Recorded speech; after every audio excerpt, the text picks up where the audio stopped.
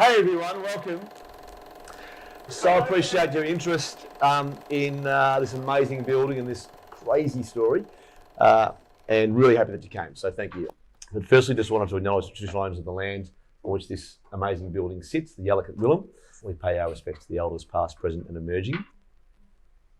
The story of the Espy actually begins in 1835 when a man called John Batman sailed up from Tasmania in a little ship and then up through the heads, up the bay, up what is now the Yarra River, and stopped, got out, landed in around about sort of King Street, Melbourne, and decided that would be a great place for a city. And Batman then set about negotiating to buy all the land that was now Greater Melbourne.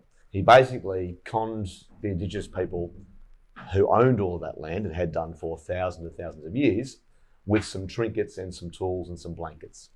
And unknowingly, they had effectively sold all of this land to the one man, John Batman. And another man called Faulkner was already here. He also agreed to buy all the land from the same people. In 1838, so a couple of years after white guys arrived, and you can see it's a pretty modest little town, not massive. A lot of sheep farming in that town, and then just outside it, but pretty small. It's not an enormous town. In 1839, people started moving away from that little township. So they started crossing the Yarra and heading down a little dusty track that would go on to become St Kilda Road one day eventually. So over the marshy swamplands that are now South Melbourne, and made their way down to this little part of the country. And the first farming lease was granted in this area in 1839. Where this sits right now sits on that first original farming lease from back in 1839. So in 1841, a guy called Captain John Lawrence parked his clipper off the beach, literally just down there, right down there. And the name of that boat was the Lady of St Kilda. And so this town got its name from the boat that was parked there for a couple of years. That's how St Kilda became St Kilda, originally named after an island off Scotland, the island of St Kilda. So things roll along for the next 10 years or so. The town continues to expand. It's mostly a farming town, more sheep, more farms, more people, but only small numbers of each, until 1851, when something pretty wild happened. Anyone know what happened in 1851 in Victoria? Gold rush, yeah. So the Victorian gold rush would become the greatest gold rush in the history of the world. So by 1900, Melbourne had become the richest city on earth. Unbelievable amounts of gold pulled out of the ground, unbelievable numbers of filthy rich people as a result, and unbelievable numbers of people coming from all around the world to try and make their fortunes. At about the same time, of course, Melbourne starts being built up and developed. So they build a big bridge across the river, now the Princess Bridge, that allowed people to travel down St Kilda Road. Enormous big mansions started springing up down St Kilda Road, and then ultimately down Fitzroy Street as well, and then along across in front of the Esplanade. There's Flinders Street there. And of course, as more and more people are getting richer and richer in and around Melbourne, as they're building their enormous big houses down St Kilda Road and then arriving here in St Kilda, all those people are looking for places to spend their money. And they don't want to spend it in dirty, dusty, shitty, smelly Melbourne. They want to spend it in a luxury town. They want to spend it where they can be amongst other rich, wealthy people with big, enormous houses and hotels and what have you. And so St Kilda starts to become, very quickly, Melbourne's luxury resort town. There were obviously a big pier and boats coming and going. There were sea baths right along the foreshore. St Kilda just had fresh air, beautiful blue fresh water, and that's part of what made it so attractive, as opposed to dirty, dusty, bustling Melbourne. That's the Esplanade there. So in 1857, the very first hotel is built on this site. It's called the New Bath Hotel. The New Bath Hotel was unusual in that it was, in Australia, one of the early hotels that invited people in to just come and eat and drink and have fun. That's it there. So we think it's that building there, located at the end of the pier, as this one is now. In any event, the New Bath Hotel didn't last very long, and within about 5 or 6 years, it was demolished, and the site just sat here vacant until 1877, when a local politician called James Orkney bought the site and decided to build 3 terraced townhouses. So three-storey side-by-side houses. And he hired Smith & Johnson, who just finished renovating these 2 amazing buildings, the Law Court building, which is now a Supreme Court building in Melbourne, and the GPO, which is our actual GPO in the heart of Melbourne.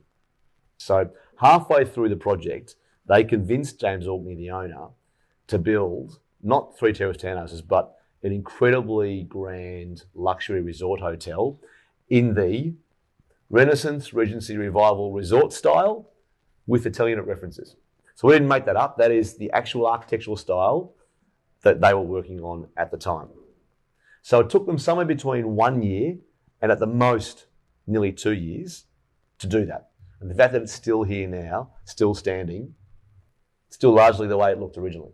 So this is the hotel when it first opened in about 1878.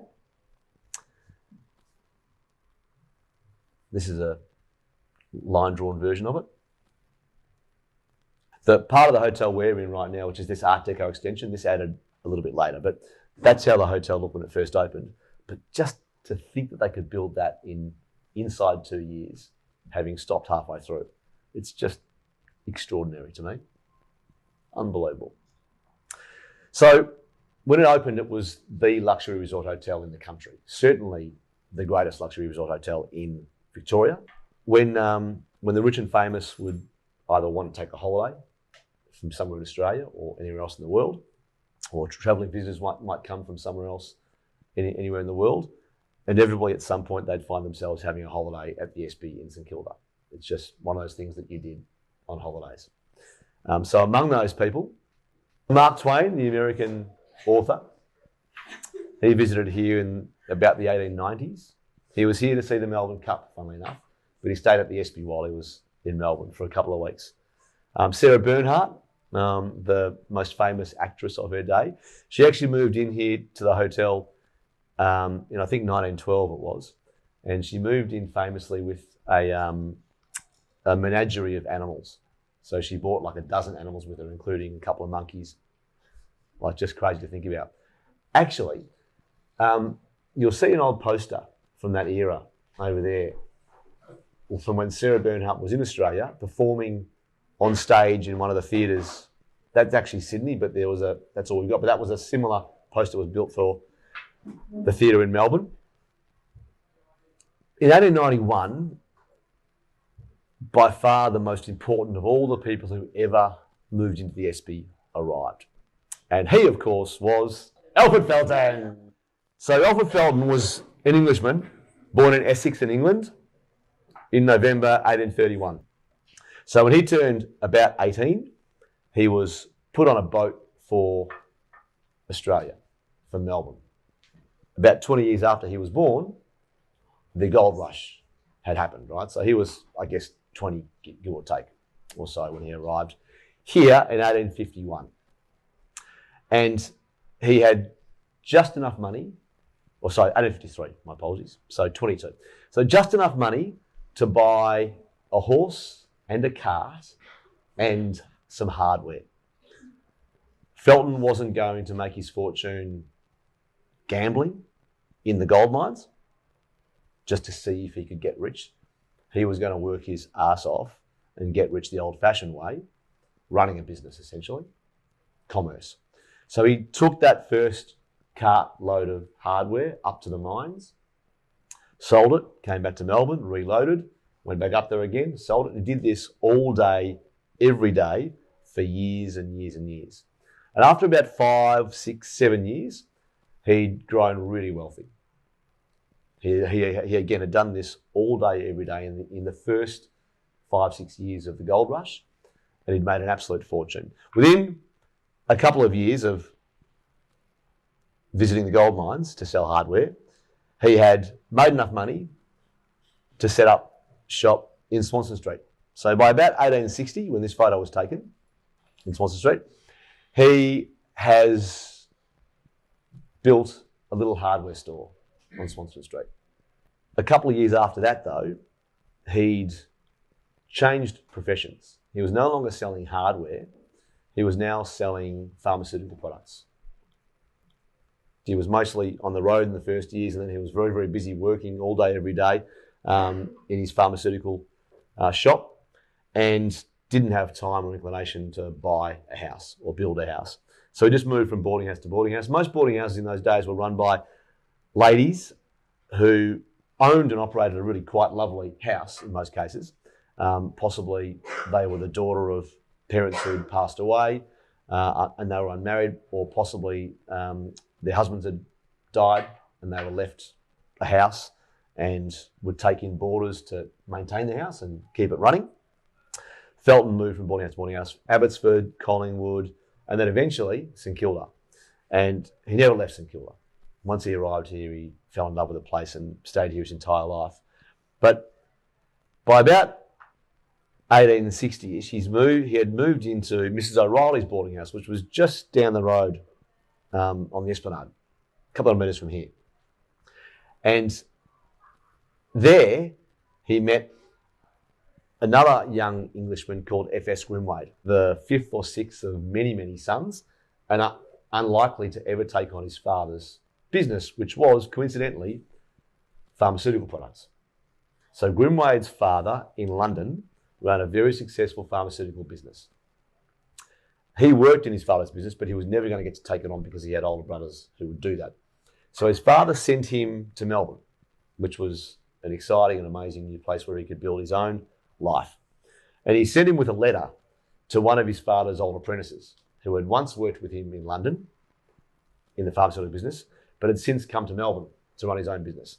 And Grimwade's father essentially said to his old apprentice, "Hey, I'm sending you my son, Frederick Shepard. He's a competent pharmaceutical guy. Would you please take care of him and employ him?" So Grimwade arrived here in about 1857 and began work in a pharmaceutical business in Melbourne, of course in competition with Alfred Felton. And the two guys find themselves living in Mr O'Reilly's boarding house just down the road. They're about the same age, from the same part of the world, they had the same profession, and they become great friends. And when F.S. Grimwade's boss decides to go back to England after a family tragedy, he offers his business for sale to Grimwade. Grimwade can't afford to buy it because he hasn't got any money yet, but his mate Alfred Felton was filthy rich. So Felton agrees to put up the money to buy the business, and together Grimwade and Felton build this company called Felton Grimwade & Co. And over the next 40, 50 years, Felton Grimwade & Co. becomes one of the biggest businesses in the country. An absolutely enormous corporation, essentially. It's made up of a huge number of different offers, not just simple selling of pharmaceutical products. It's run out of an enormous big warehouse in Flinders Lane. Among the businesses, they've got a chemical works in Sandridge, which is just down the road a little bit, where they actually generate, produce, make chemicals for the pharmaceutical products and other products. They've got a bisulfate of carbonate works, which is essentially a salt works. That's in Sandridge as well.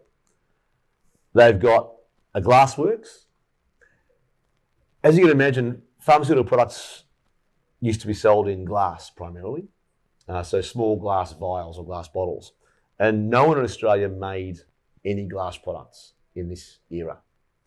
So these guys used to have to order glass bottles from Europe or America.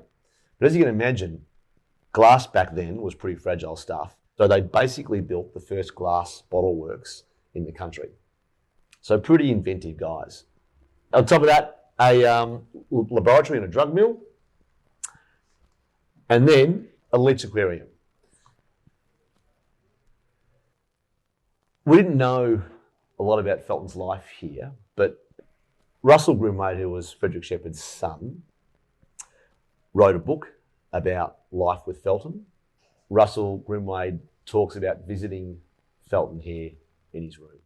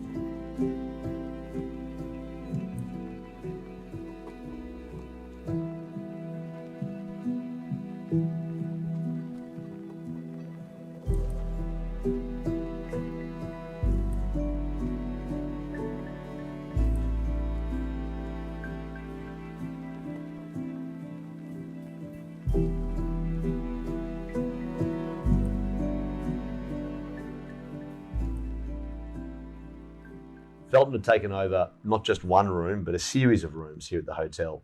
In actual fact, he'd taken over a couple of rooms where our main bar is now, and renovated them, filled them full of books, magazines, sculpture, and a lot of artwork, as Felton was an enormous fan of paintings and art generally.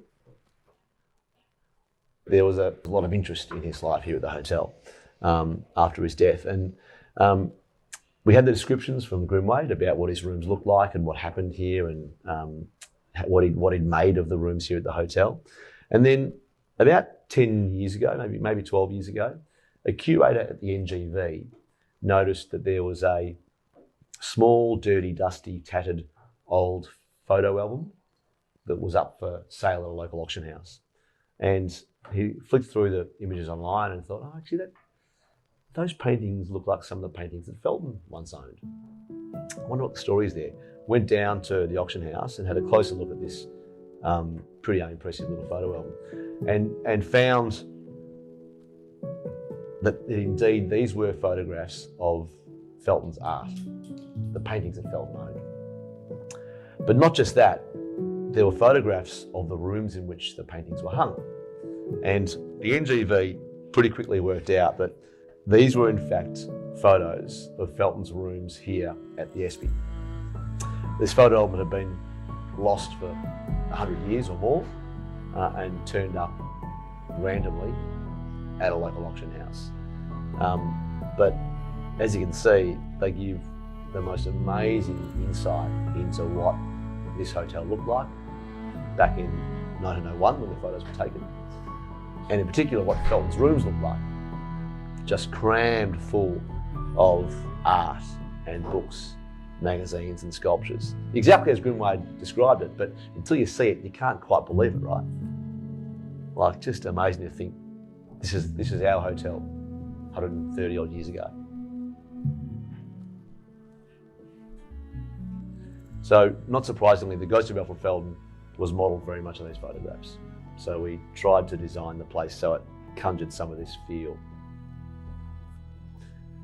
This is obviously an open fireplace just there. You can sort of see there's light coming in from a window, and we now know where Felton's rooms were. So we've been able to work out that where our main bar is now, in the old up the old facade that used to have a bay window that would wrap around where our bar is now. And then we discovered that this is my Tiger before we renovated it. So directly above, so you know the chef's table in front of the duck window. So there's a bay window there that would have been an exact replica of the bay window at the ground floor, and there was this fireplace, which is an exact replica of that one.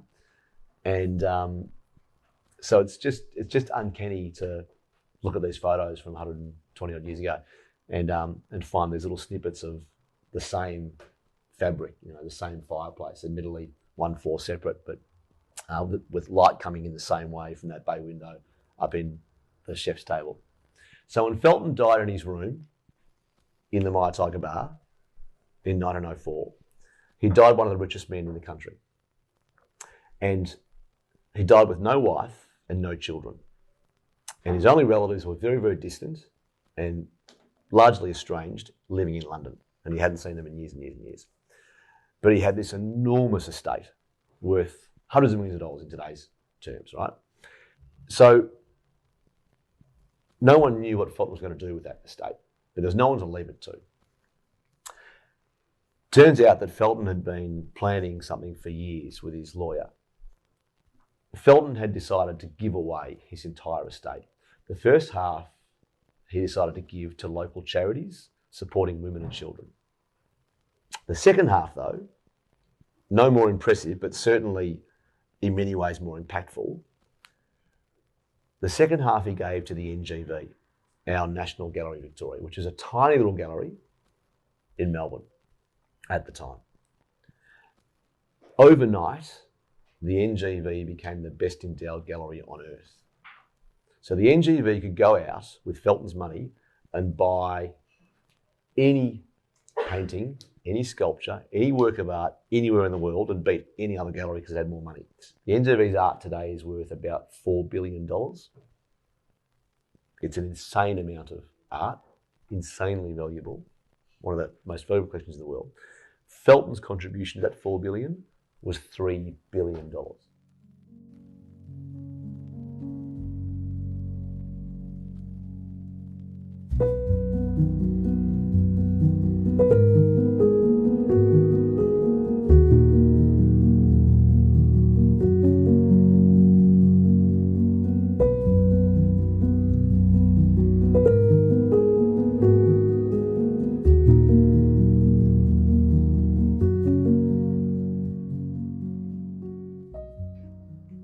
So my partners and I, the boys and I, we'd never heard the name Alfred Felton when we bought the Espy. We'd walked past that plaque hundreds of times each over the years and never bothered looking at it, funnily enough. Just assumed it was some mayor opened this pub in some date and you sort of just roll past it and get to the bar for a beer. But it was the most amazing surprise to us to learn the story of Alfred Felton well after we bought the place, to understand that there was this incredible history. So, a bit more history of the Espy beyond Felton. So, 1921, this Art Deco extension is put onto the front. All the hotel rooms out the back of the ground floor, they're opened up and converted into a ballroom, which is now, of course, the Gershwin room. This is the hotel after 1921. This is a little bit later. So the next big extraordinary moment in the Espy's life really came as a result of the 1900s and what happened to the Espy and to St Kilda through the 40s, 50s, 60s and 70s. So what was a luxury resort town back in the 1800s was in a slow decline through most of the 1900s. So especially by the time the Second World War arrived and American GIs were posted here in Melbourne, and the Espy, there were no wealthy luxury resort hotel customers. There was no one here to keep the doors open by coming on holiday to St Kilda. It was in the middle of the Second World War, right? But there were GIs and there were prostitutes. So most of the rooms in this hotel were rented by the hour through the entire Second World War. And then when the hotel reopened at the end of the Second World War, St Kilda really had lost its lustre. It wasn't a luxury town anymore. Most of the people with real money had started to move out of St Kilda and were building up Toorak and South Yarra and maybe even Brighton down that way. So during the 50s and 60s, this amazing old town, this amazing old buildings started to get a bit run down. And while that was disappointing in one way, it was really exciting in another way, because replacing all those people were artists. So by 1978, when live music's starting to grow in St Kilda, the Espy starts running its first gigs here in around about 76, 77, and slowly starts to build up a really great live music reputation. There are other venues in St Kilda doing the same.